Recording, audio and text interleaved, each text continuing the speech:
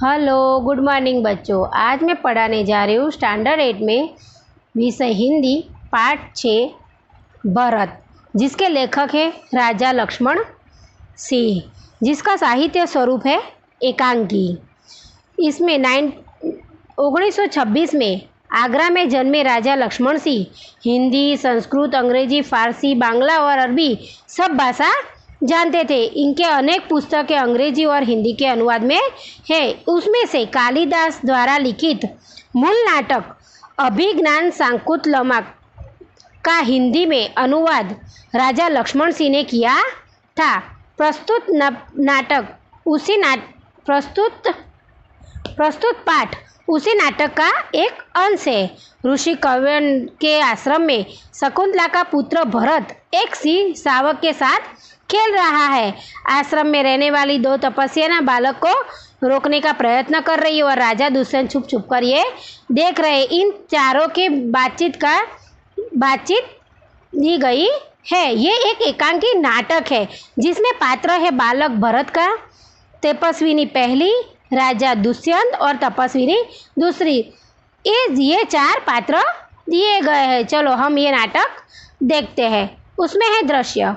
एक बालक सिंह के बच्चे को घसीटते हुए लाता है और दो तपस्वियां उसे रोकती हुई आती है। राजा दुष्यंत पेड़ की ओट में उसे देख रहे हैं।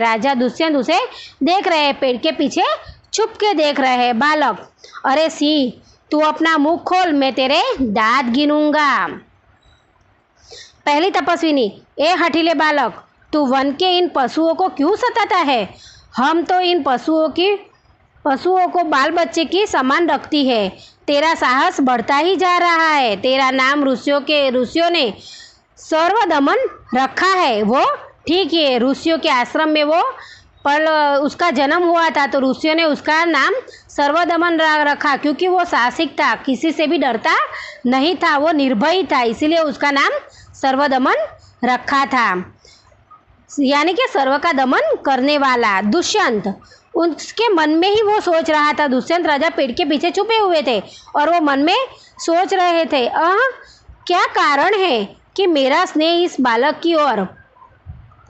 की ओर उमड़ा सा आता है। यूँ कहते हैं कि ऐसा क्या कारण कि इस बालक पे मुझे प्रेम आ रहा है, वात्सल्य उभर रहा है मेरा।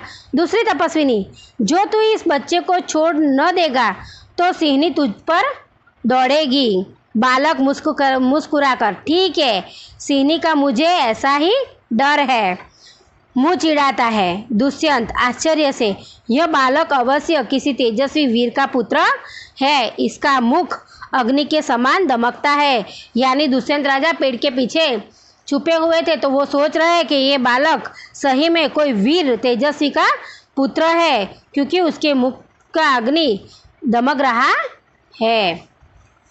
पहली तपस्विनी: हे प्यारे बालक, सिंह के बच्चे को छोड़ दे, मैं तुझे खिलौना दूंगी। तो बालक बोल रहा है हाथ पसार कर, पहले खिलौना दे दो, लाओ, कहाँ है? दुष्यंत दूर से बालक की हथेली को देखकर स्वयं से, इसके हाथ में तो चक्रवर्ती के लक्षण है, उंगलियों पर कैसा अद्भुत जाल है और हथेली की शोभा प्रातः कमल को भी लज्जित करे ऐसी है। दुष्यंत राजा सोच रहे, उसका हाथ जब उसने ऐसे किया तो देखा कि उसकी रेखाएं तो चक्रवर्ती के जैसी है, उसकी उंगलियों में अद्भुत जाल है, उसकी हथेली कोमल जैसी है। दूसरी तपस्विनी: हे सुखी सुव्रता, यह बातों से नहीं मानेगा, जा, मेरी कुटिया में ऋषि कुमार के खेलने के लिए मिट्टी का मोर रखा है, उसे ले आ। तो एक दूसरी तपस्वी ने पहली तपस्विनी को बोला कि जा, ये बातों से नहीं मानने वाला है, तू मेरी कुटिया में जाके उसके लिए मोर का खिलौना, वो मिट्टी का खिलौना ले आ। पहली तपस्विनी: मैं अभी लिए आती हूँ।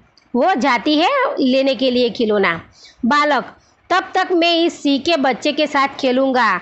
यह कहकर तपस्विनी की ओर देखकर हंसने लगा। वो कहता है कि आप खिलौना नहीं दोगे तब तक मैं इसको नहीं छोड़ूंगा, मैं इसके साथ ही खेलूंगा। दुष्यंत: आप इस सुंदर बालक से खेलने को मेरा मन कैसे ललचाता है।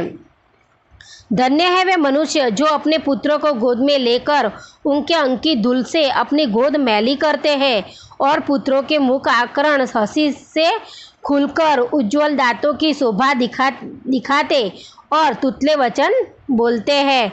यानी दुष्यंत राजा वहाँ पीछे खड़े खड़े मन में ही सोच रहे कि बालक कितना सुंदर है, मेरा मन क्यों ललचा रहा है उसे प्यार करने के लिए। वो मनुष्य कितने धन्य है जिसके पास उनके पुत्र है।